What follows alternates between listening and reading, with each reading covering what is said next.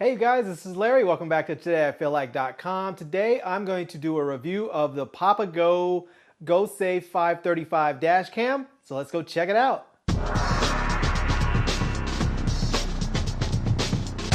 Before we take this out for a spin and put it in the car and drive around, let's just talk about some of the good and bad things about it. And the first good thing that I noticed right off the bat is that this camera is small and it's light. And I thought it was going to be much bigger than it is, and I'm really happy that it's small because when you mount it on either your dashboard or on your windshield, it really is non-obtrusive. The next really good thing about the 535, the Go Safe 535 dash cam, is that the LCD screen on the back is very, very easy to see.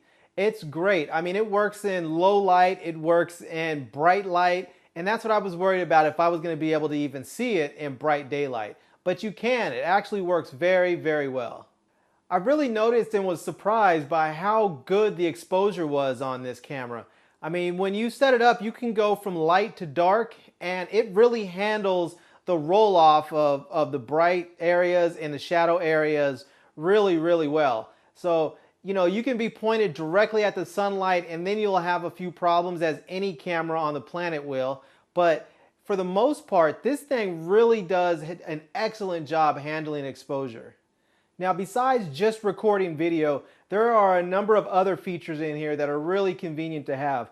Like there's a stop-go feature where if you are at a stoplight and the car in front of you goes and you don't go after it, it will send you a little audible alert telling you that it's your turn to go. It also has a stop sign warning, so as you approach a stop sign, it will actually beep and put a stop sign symbol on the LCD screen, letting you know that you're at a stop sign. So just in case you happen to not see it.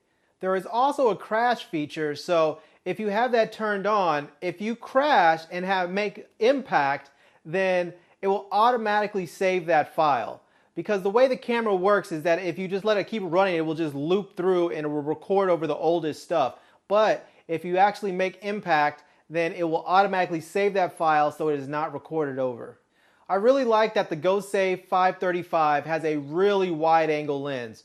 I mean, this thing has a 160-degree field of view, so you can see nearly everything in front of you.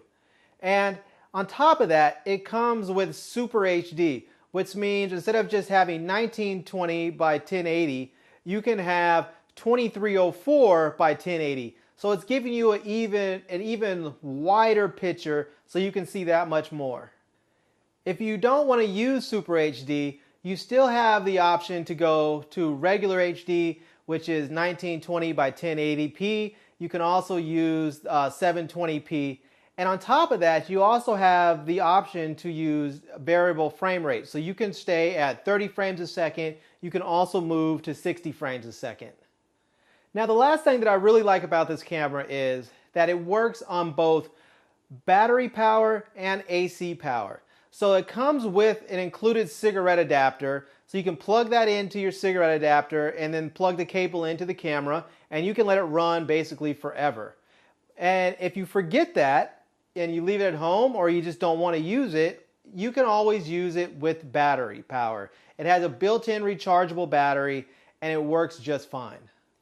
Now that brings us to the first bad point of the 535 dash cam, and that is the battery life is atrocious. I mean, it is a small camera, so I understand it doesn't have a big battery in there, but the battery is very, very just minimal. It does not last for very long at all. I had the battery on there, I drove around maybe for 20 minutes or so, and I was down from a full battery down to half battery just that quickly. Now, this next bad thing is kind of a pet peeve of mine, but it could be a real problem for you depending on how you plan on using your footage. And that is, there's a PAPAGO branding logo on your footage, and I can't seem to figure out how to get it off. Now, there is a setting in the menus where you can have a timestamp on there, or you can remove the timestamp. And so when I removed the timestamp, I thought that the PAPAGO branding would be gone, but it's not. It's still there, and I can't figure out how to get rid of it.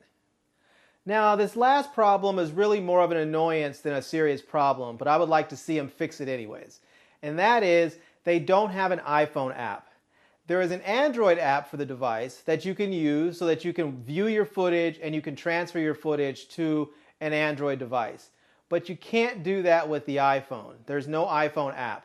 Now, granted, if you have a memory card reader for your iPhone, all you have to do is take the memory card out of the camera, put it into the memory card reader, and then you can just manually transfer the footage over to your iPhone. And that's not a bad solution, but I would like to see them add an iPhone app anyways. So I'd just like to say that the PAPAGO GoSafe 535 dash cam is a really cool little dash cam with remarkably good image quality, and it was exceptionally easy to set up, which was very, very surprising. And so I would have to say that with the easy setup, the really good image quality, the extra features like the stop-go warning or the stop-go indicator, the stop sign warning, the crash impact saving feature, this is a really good choice for a dash cam. Now, another downside is it doesn't have GPS. So if you're looking for a dash cam with GPS, you might have to find a different model. But if you don't mind not having GPS, I think this is a really good choice and worth your consideration. All right, you guys, well, that was the good and the bad of the PAPAGO GoSafe 535 dash cam. Let's head into the car, let's drive around a little bit, let's take it out for a spin and see how it performs. All right, you guys, so the first thing you do when you get in the car here is you're going to want to take this out of the box. And when you get it out, you're going to want to take you're going to want your camera, this here, and you're going to want the suction cups to put it on the windshield, and you're going to want your power cable so that you can plug it in. All right, you're also going to need your cigarette lighter adapter, so let's go ahead and plug this in. And then we're going to grab our power cable here. So we have the power cable. Let's go ahead and take the little twisty tie off that and plug this in. So now we have that plugged in to the camera. But we need to put on the suction cup so that we can mount it to the dashboard. So there you have it there. That's what you end up with, is the camera with the suction cup there. So what you need to do now is take the camera and just right about where the mirror is, you just want to put it right there. You want to push it up a little bit, and there's a knob on there, and you just turn the knob and you get a little click on there, and then you're good to go. Let's go for a drive and see how it works.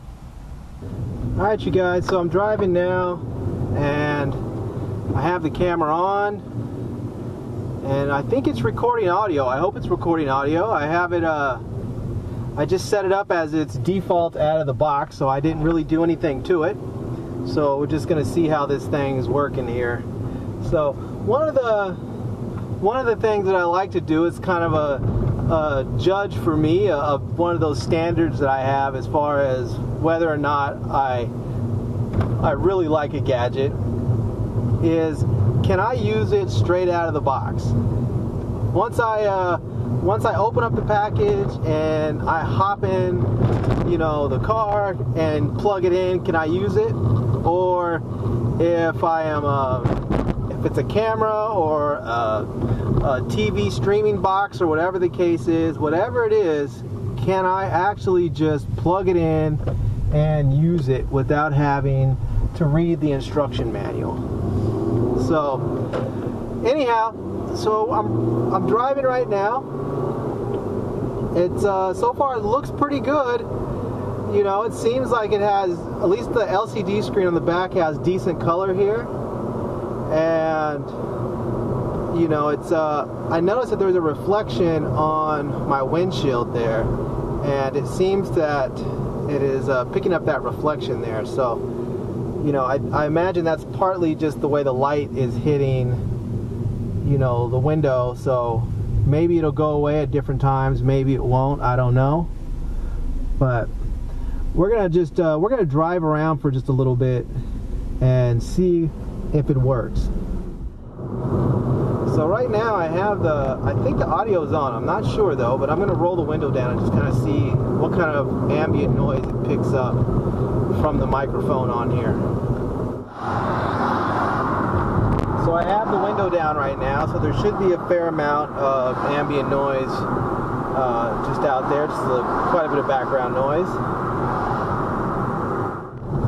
I'm really curious to see what this footage looks like and when I get it back onto the computer, because from the LCD screen it looks like it's really, the camera's doing a really nice job of adjusting for the exposure, because I'm going into shadow to bright light and back and forth, and it seems like it's doing a really fantastic job of going back and forth.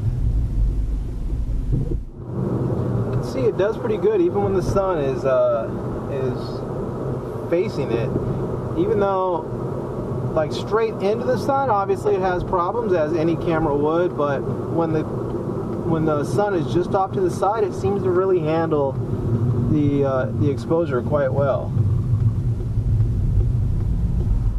Here we are rolling. You can see it's pretty dark out, but we have the headlights on, obviously, so let's put the brights on and you can see if it makes any difference. So that's what the brights on, and that's what the low beam's on.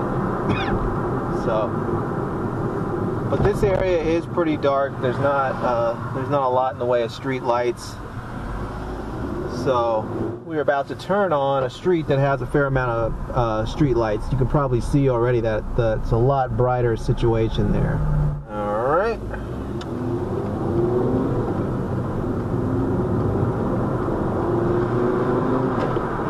Here we go.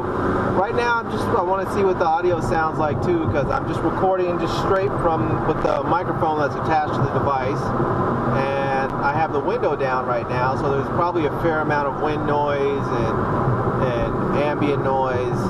So I have no idea what this sounds like. It might sound good, it might sound bad. I don't really know, but I guess we'll find out. We are just rolling on through. All right, you guys, well, that was it. That was the PAPAGO GoSafe 535 dash cam. We got to take a look at the good and the bad of it.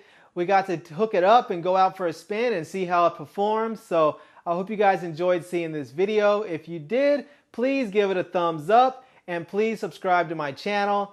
And I'm Larry with TodayIFeelLike.com. Come back and see me soon. And until then, love, peace, and hair grease. Peace.